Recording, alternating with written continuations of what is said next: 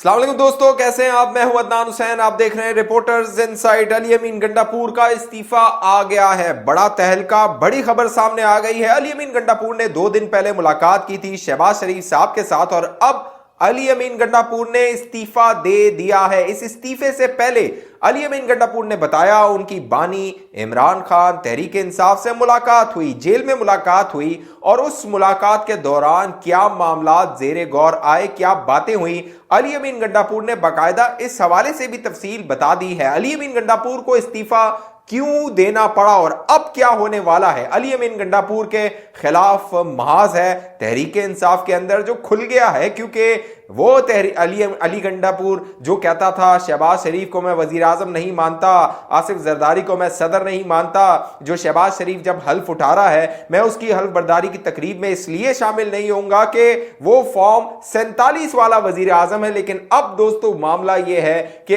अली अमीन गंडापुर का न सिर्फ सॉफ्टवेयर अपडेट हुआ बल्कि अली अमीन गंडापुर इस्तीफा देकर जा चुका है। किस सीट से उसने इस्तीफा दिया है पूरी तफसील में आप दोस्तों को बताने वाला हूं, लेकिन पहले उस खबर की बात हो जाए जिसकी बाज़गश्त है सोशल मीडिया पे, खास तौर पे ट्विटर पे। हालांकि ट्विटर बंद है, बहुत सारे आप में से दोस्त होंगे जो ट्विटर इस्तेमाल नहीं कर सक रहे होंगे, वीपीएन वगैरह लगा के इस्तेमाल कर रहे होंगे, तो वहां पर एक खबर की बड़ी चर्चा है डिजिटल प्लेटफॉर्म पे और वो है कि जो चीफ इलेक्शन कमिश्नर है राजा सिकंदर सुल्तान, उनको एक प्राइस बॉन्ड उनका निकल गया है, बड़ा उनको इनाम से नवाजा गया है क्योंकि उन्होंने इलेक्शन 2024 में अच्छी कारकर्दगी दिखाई। बाकायदा तहरीक इंसाफ की जानिब से एक प्रोपेगेंडा किया गया, यह खबर फैलाई गई कि जो राजा सिकंदर सुल्तान है उनको कनाडा में पाकिस्तान का हाई कमिश्नर लगाया जा रहा है। अब इस खबर को तकवीयत क्यों मिली, इस खबर में वजन क्यों आया, उसकी वजह यह है कि जो उमर अयूब साहब हैं जो कि वजारत उज़्मा के उम्मीदवार थे, मद्दे मुकाबिल थे शहबाज शरीफ साहब के, और अब वो कौमी असम्बली में अपोजिशन लीडर हैं। तो उमर अयूब साहब गुज़िश्ता 2 दिन से लगातार अपनी जो प्रेस टॉक करते हैं, बयानात देते हैं, उसमें इस बात को बार बार दोहराते हैं कि जो चीफ इलेक्शन कमिश्नर है राजा सिकंदर सुल्तान, उनको इलेक्शन जो कमिश्नर है जब उनका मनसब खत्म हो जाएगा तो उनको कनाडा में हाई कमिश्नर लगाया जाएगा और ये जो ओहदा उनको दिया जाएगा ये उनकी जो कारकर्दगी रही है, जो कि उनका बकौल उनके रियासती इदारों के लिए वो काम करते रहे, तो इसका उन्हें इनाम दिया जाएगा। अब मामला यह हुआ है कि जो चीफ इलेक्शन कमिश्नर राजा सिकंदर सुल्तान है, इनसे कह लीजिए कि जो गुस्सा है या खार कहते हैं ना, खार है, और या कह लीजिए कि अनाद है, वो तहरीक इंसाफ वालों की इसलिए है कि राजा सिकंदर सुल्तान ने जो इनकी धमकियां थी, इनका दबाव था, इनके इल्जामात थे, बहतान थे, उसमें आने से इनकार कर दिया था। डट के खड़ा था राजा और फिर राजा ने इनका डट के मुकाबला किया। वो चाहे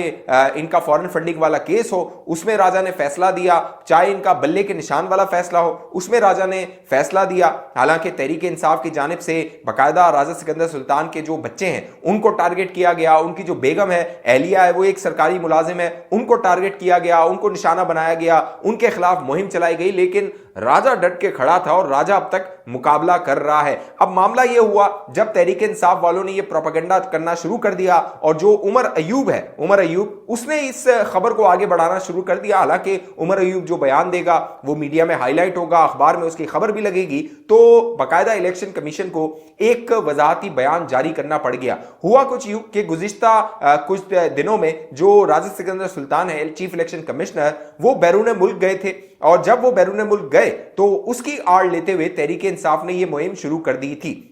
इलेक्शन कमीशन ने एक बयान जारी किया और उस बयान में इस जो मुहिम चलाई जा रही है इस जानिब इशारा किया गया और साथ साथ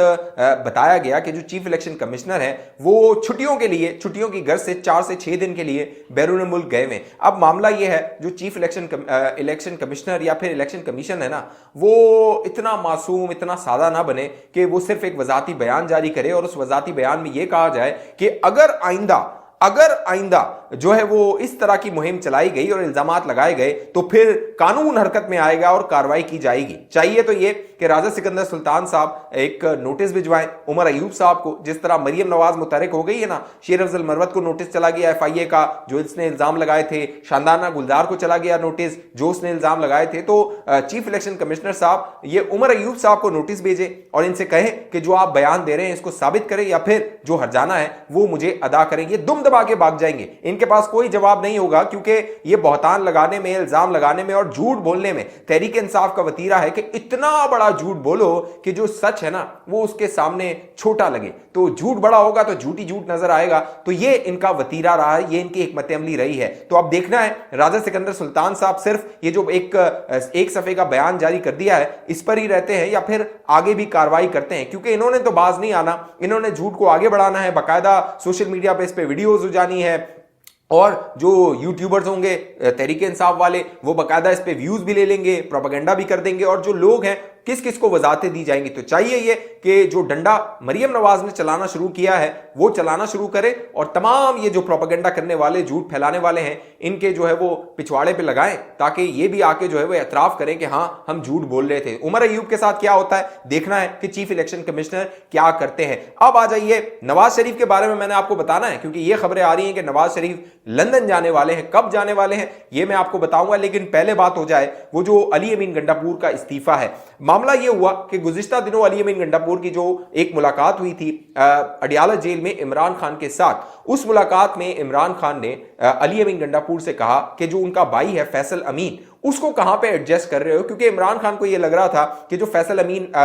जो अली अमीन गंडापुर का भाई है वो भी इलेक्शन उसने लड़ा है, शायद सूबाई इलेक्शन लड़ा है, तो काबीना में अली अमीन गंडापुर उसको एडजस्ट करेगा, कोई वजारत दे देगा। तो इमरान खान को उसने बताया अली अमीन गंडापुर ने कि जो मेरा भाई है उसने इलेक्शन नहीं लड़ा है, यानी अब तक जो इंतखाब हुआ था 8 फरवरी को उसमें उसने हिस्सा नहीं लिया, आने वाला जो इलेक्शन होगा, ज़मीनी इंतखाब होगा, उसमें हम उसको टिकट जारी करेंगे। वहां पर अली अमीन गंडापुर के बकौल उसने इमरान खान को बताया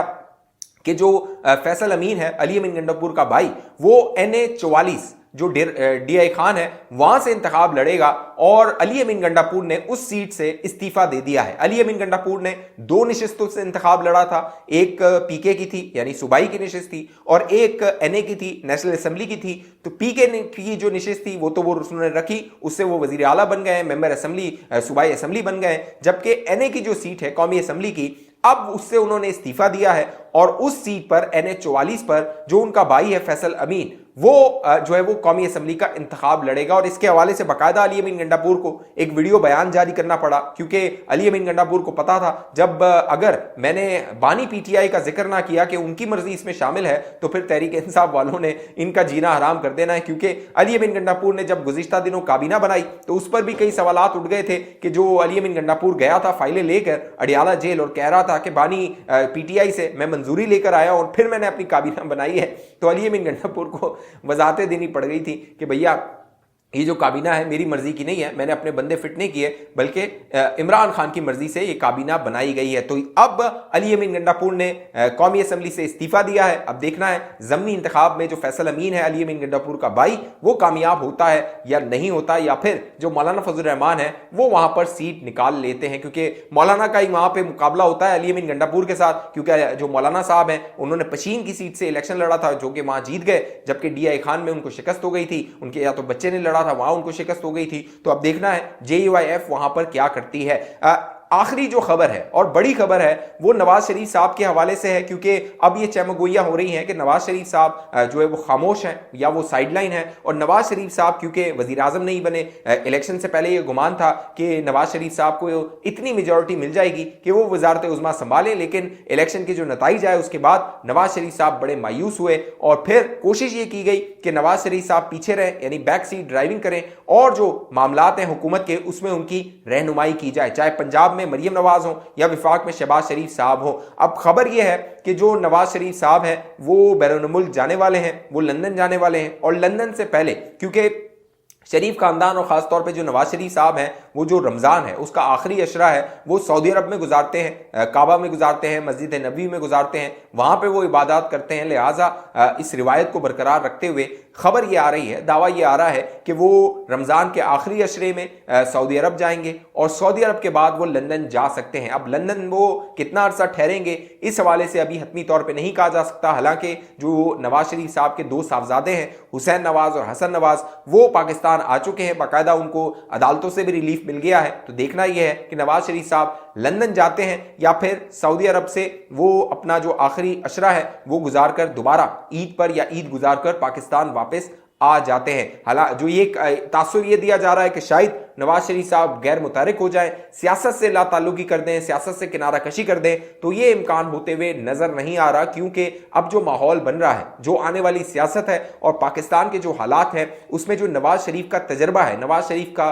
बतौर वजीर आजम एक्सपीरियंस है, वो शहबाज शरीफ साहब को उसकी जरूरत होगी, उस गाइडेंस की जरूरत होगी। न सिर्फ शहबाज शरीफ को जरूरत होगी बल्कि जो रियासत है उसको भी जरूरत होगी, क्योंकि आपको याद होगा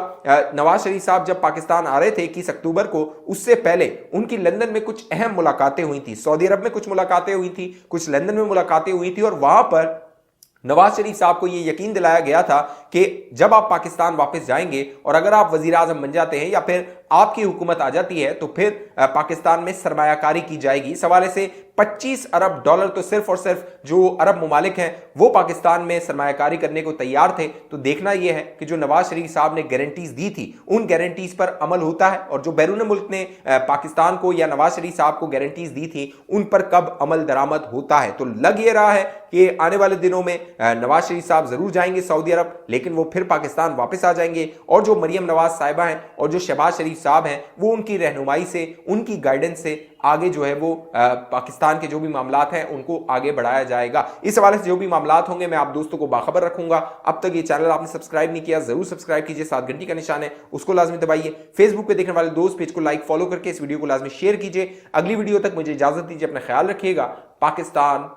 जिंदाबाद।